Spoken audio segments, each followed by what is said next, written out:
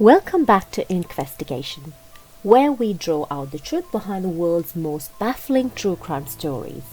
Today, we are diving into a case so bizarre, so full of twists, that the media instantly labeled it a real-life Hollywood movie. In this episode, we are breaking down the terrifying kidnapping of Denise Huskins, the shocking investigation that followed, and how a biased system transformed a victim of a horrific crime into a national villain. Grab your earphones because this investigation starts right now.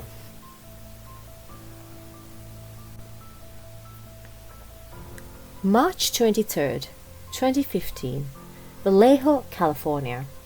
Inside a quiet suburban home on Mare Island, Denise Huskins and her boyfriend, Aaron Quinn, are fast asleep. It's 3 a.m., a time when the world is entirely silent. But the peace of this foggy night is about to be shattered by an absolute nightmare. Suddenly, Aaron stirs awake. He isn't waking up to an alarm, but to the blinding flash of tactical flashlights piercing the pitch black of his bedroom. Before he can even rub his eyes, he spots glowing red lace sights dancing across the bedroom walls, painting targets on his chest. Hovering over the bed is a tall, imposing figure completely clad in a black neoprene wetsuit. To Aaron and Denise, it doesn't feel like a robbery. It feels like a highly coordinated military strike. They are trapped, helpless, and completely at the mercy of their intruders. The intruder is not alone. Multiple masked figures move with chilling precision. They order Aaron and Denise to lie face down. Heavy-duty plastic zip ties are pulled tight around their wrists and ankles. The terrifying click of the plastic locking into place echoes in the quiet room. The nightmare intensifies as the captors force them to drink a bitter liquid, a heavy sedative designed to knock them out. Next, blacked-out swim goggles are placed over their eyes, plunging them into a total terrifying darkness. They are completely blinded, vulnerable, and terrified of what comes next. Then, the leader does something deeply bizarre.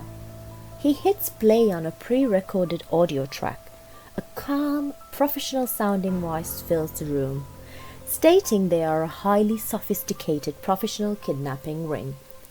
They promise Denise will be returned safely, but only if Aaron follows the exact instructions. Minutes later, Denise is carried out into the night, leaving Aaron drugged and alone.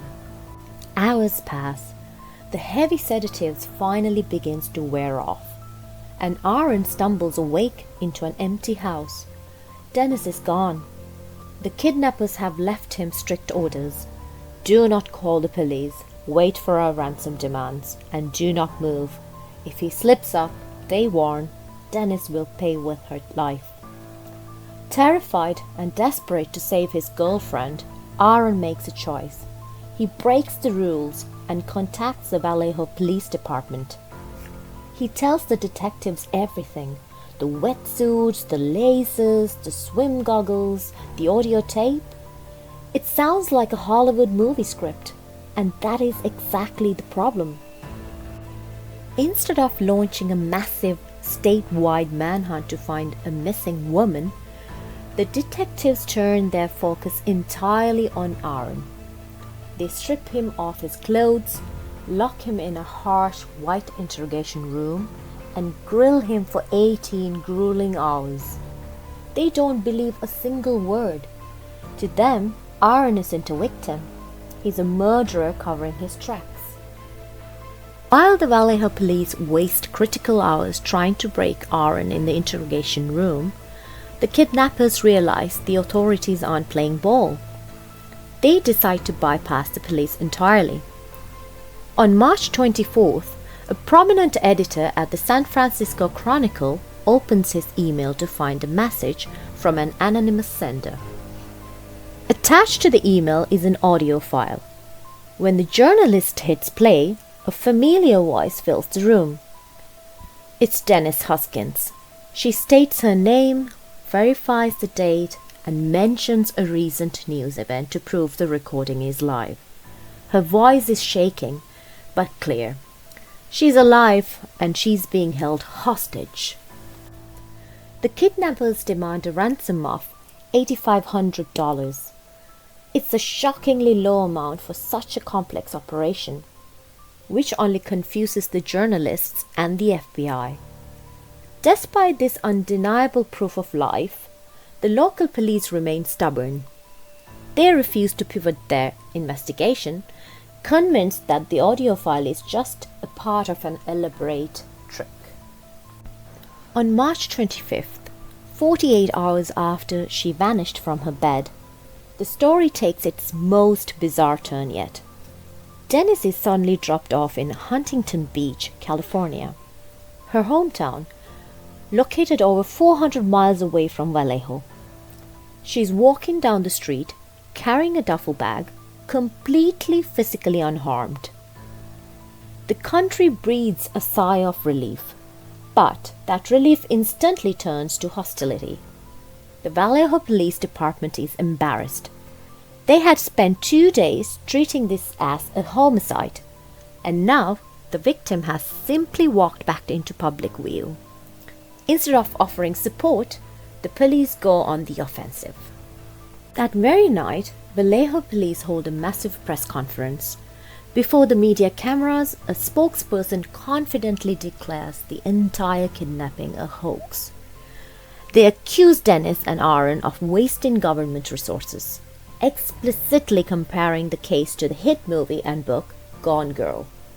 Overnight, the victims are painted as cold, calculating liars by the entire nation. For nearly 3 months, Denise and Aaron live a waking nightmare. They are harassed by the public, condemned by the media, and threatened with legal action by the city. Their lives are completely ruined. But the truth has a strange way of coming to light. In June 2015, in a nearby county, another terrifying home invasion occurs. This time, the homeowner fights back, forcing the intruder to flee. In his haste, the criminal drops his cell phone at the scene. When detectives trace the phone, it leads them to a man named Matthew Miller, a former Marine and a Harvard-educated lawyer who had suffered a severe psychotic break. When the FBI raids Muller's property, they find a treasure trove of horrifying evidence. Among his things are blacked-out swim goggles, video recordings of his crimes, and stolen items belonging to Denise Huskins. The Vallejo Police Department's hoax theory evaporates instantly. The nightmare Aaron and Denise described was 100% real. Matthew Miller was sentenced to 40 years in prison. Denise and Aaron fought back against the system that failed them, suing the city of Vallejo for defamation. They won a $2.5 million settlement and a long overdue public apology. They survived a monster, survived a broken system, and ultimately proved that the truth cannot be hidden forever. The case of Denise Huskins is a chilling reminder that sometimes the system meant to protect us can become our worst nightmare. Denise and Aaron didn't just survive a predator. They had to fight the entire nation to reclaim their names. But what do you think? Let me know your thoughts in the comments below. If you want to see more true crime stories brought to life, smash that like button, subscribe to Inkvestigation, and hit the bell icon. Thanks for watching and stay safe out there.